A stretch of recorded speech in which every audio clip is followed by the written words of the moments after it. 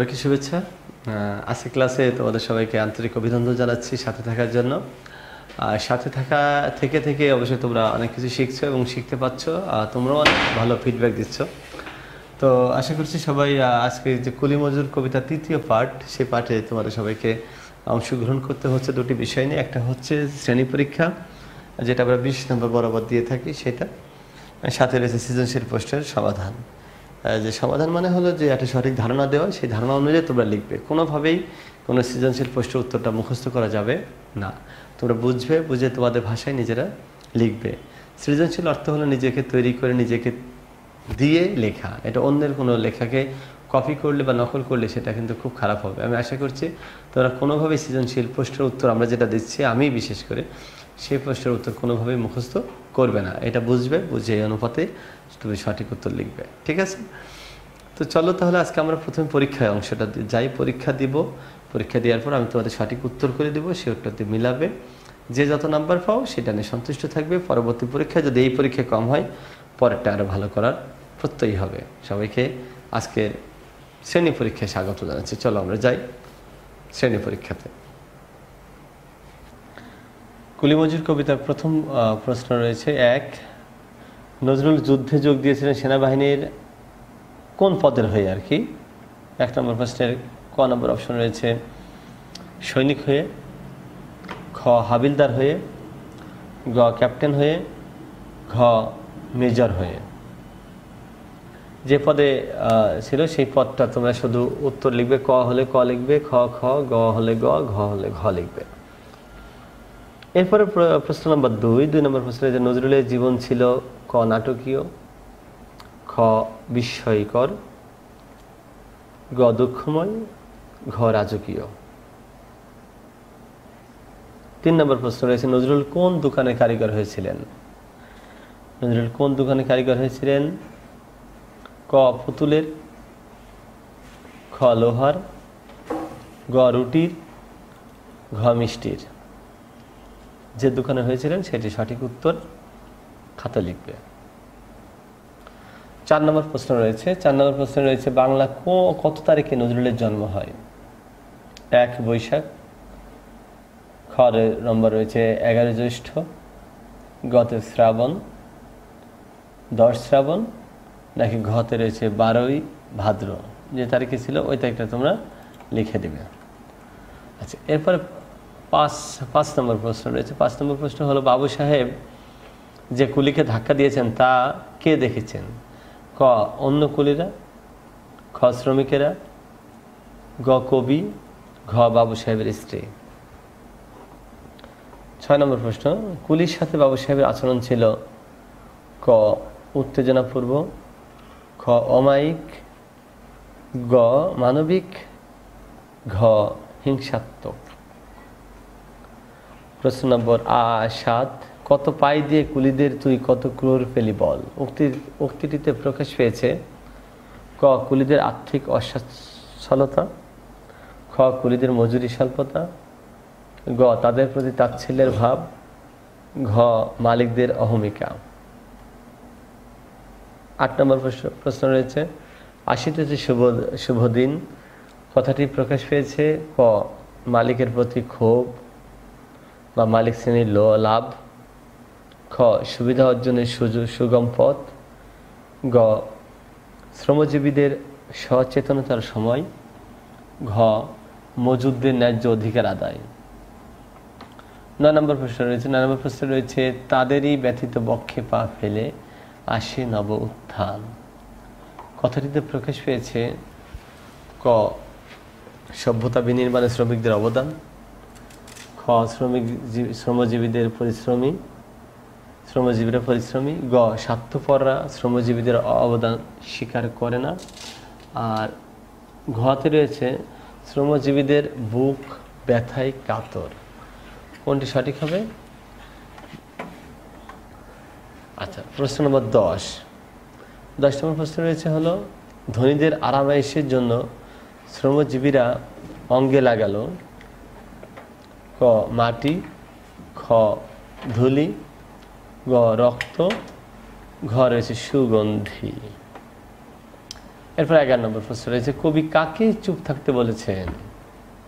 ক কুলীদের, খ ধনীদের, গ মিথ্যাবাদীদের এবং ঘ গরিবদের। 13 নম্বর প্রশ্ন রয়েছে, নিচের কোন শব্দটি প্রত্যয় নিয়মে গঠিত? প্রত্যয় তো বোঝো না, বাংলা দ্বিতীয় পত্র যদি পড়ে থাকে তাহলে ব্যথিত, শকর, মজুরি, মজুর, আর ঘতে রয়েছে গাইতি। ক নম্বর বলে আবার কতে ব্যথিত, খতে শকর, গতে মজুর, ঘতে গাইতি। দেখে এই প্রশ্নের উত্তরটা পারলে অনেক ভালো, ঠিক আছে। আচ্ছা 13 নম্বর প্রশ্ন কি রয়েছে? 13 নম্বর প্রশ্ন রয়েছে, সুবিধাভোগী কারা? ক যারা শ্রমের কদর করে না, খ যারা শ্রমিকদের ঠকায়, গ যারা শ্রমিকদের ঠকায়, গ শ্রমিকদের উপর যারা ভর দিয়ে ধনী হয়েছেন, এবং ঘতে রয়েছে ত্যাগী কুলি মজুরদের দুঃখ যারা বোঝে না। এরপরে 14 নম্বর প্রশ্ন রয়েছে, লোহার তৈরি মাটি খোলার হাতিয়ার? ক গাইতি, খ হাতুড়ি, গ শাবল, ঘতে রয়েছে কুড়াল। লোহার তৈরি মাটি খোলার হাতিয়ার, ক গাইতি, খ হাতুড়ি, গ শাবল, এবং ঘতে রয়েছে হলো কি রয়েছে, কুড়াল রয়েছে। তাহলে সঠিকভাবে লিখে পারবে আশা করি। 15 নম্বর প্রশ্ন রয়েছে, কুলিমজুর কবিতাটিতে কোন কাব্যের অন্তর্গত? কুলিমজুর কবিতাটি কোন কাব্যের অন্তর্গত? ক অগ্নিবীণা, খ সোনাত্তরী, গ মানব সভ্যতা, এবং ঘ রয়েছে সাম্যবাদী। 16 নম্বর প্রশ্ন রয়েছে, 16 নম্বর বহুপদী সমাপ্তি সূচক প্রশ্ন। 16তে রয়েছে, যেসবের বিরুদ্ধে নজরুল বিদ্রোহ করেছেন? 1 শোষণ, 2 নির্যাতন, 3 অন্যায়। সঠিক উত্তর কোনটি হবে? 1, 1 ও 2 অর্থাৎ শোষণ ও নির্যাতন, খ 1 ও 3 অর্থাৎ শোষণ ও অন্যায়, গ 2, 3 নির্যাতন ও অন্যায়, এবং ঘতে রয়েছে 1, 2 ও 3 অর্থাৎ শোষণ, নির্যাতন, অন্যায়। যেটা হবে সঠিক উত্তর লিখে ফেলবে। এরপর 17 নম্বর প্রশ্ন, বাংলাদেশে মুক্তিযুদ্ধে প্রেরণা হিসেবে কাজ করেছে নজরুলের গান, নজরুলের কবিতা, নজরুলের উপন্যাস। কোনটি সঠিক? 1 ও 2 কতে, খতে রয়েছে 1 ও 3, গতে রয়েছে 2 ও 3, ঘতে রয়েছে 1, 2 ও 3।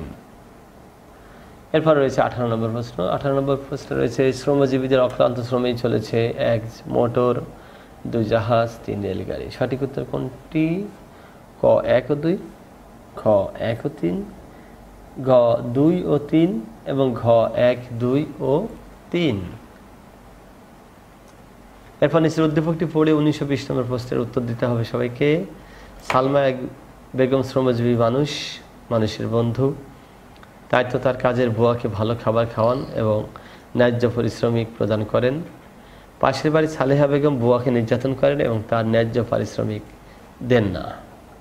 তাহলে 19 নম্বর প্রশ্নের সঠিক উত্তর হবে হলো 19 নম্বর প্রশ্নের সঠিক উত্তর হবে কোনটা? ক নাম্বার রয়েছে শ্রমজীবীদের বন্ধু,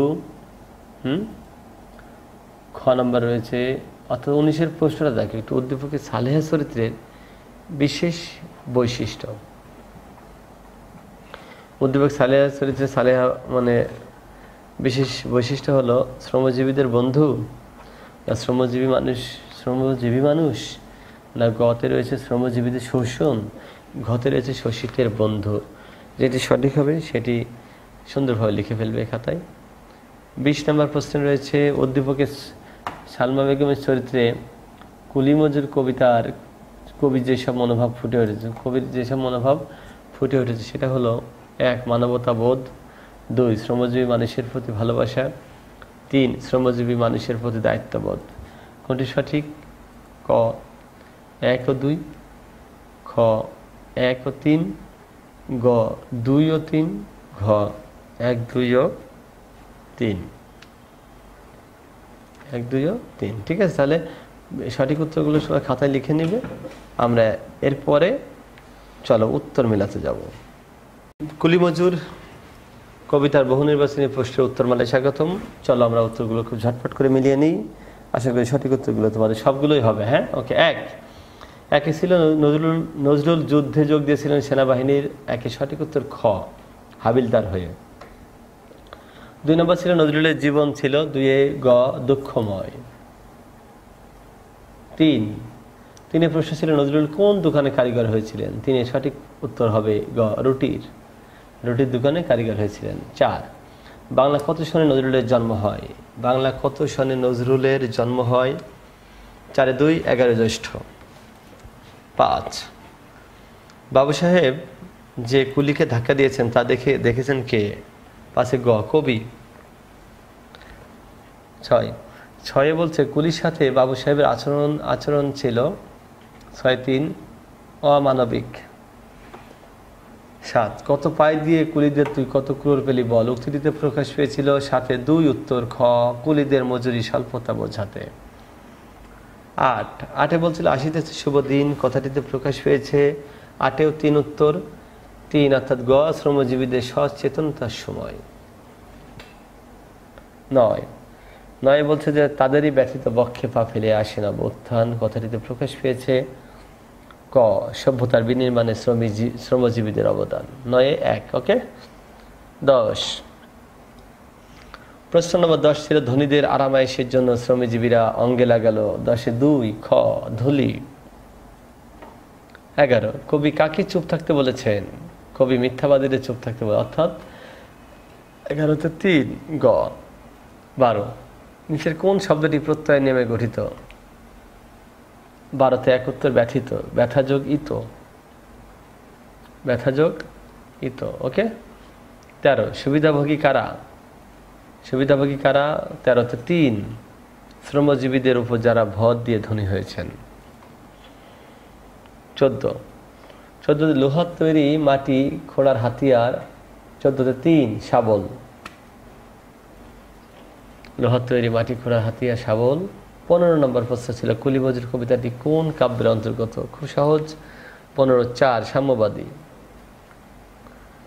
16 যেসবের বিরুদ্ধে নজরুল বিদ্রোহ করেছেন শোষণ নির্যাতন অন্যায় 3টায় অর্থাৎ 16তে 4 উত্তর 1 2 ও 3 সবগুলো উত্তর হবে।